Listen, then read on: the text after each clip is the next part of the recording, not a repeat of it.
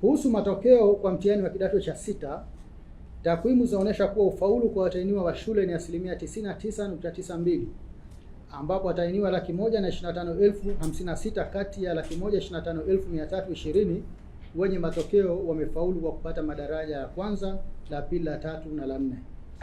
Mwaka 25 watahiniwa 125,779 sawa na 99.95 ya watahiniwa wa shule walifaulu, na mwaka 24 watahiniwa 103,252 sawa na 99.92 walifaulu. Kwa upande wa watahiniwa kujitegemea, idadi ya waliofaulu ni 6,112 sawa na 94.5.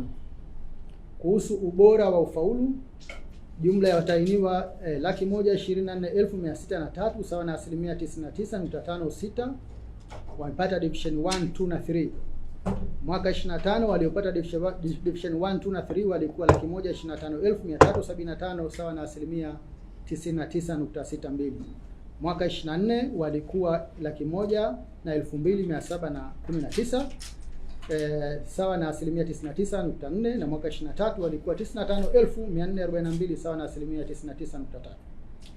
Hivyo ubora wa ufaulu kwa mtihani wa kidato cha sita umeendelea kuwa zaidi ya 99% kwa miaka minne mfululizo. Idadi ya watahiniwa waliopata daraja la kwanza mwaka 26 ni 67,696 sawa na 54.1 ya watahiniwa wote, ikiwa ni ongezeko la 5.52 ikilinganishwa na mwaka 25 ambapo watahiniwa waliopata daraja la kwanza walikuwa 61,120 sawa na 48.6.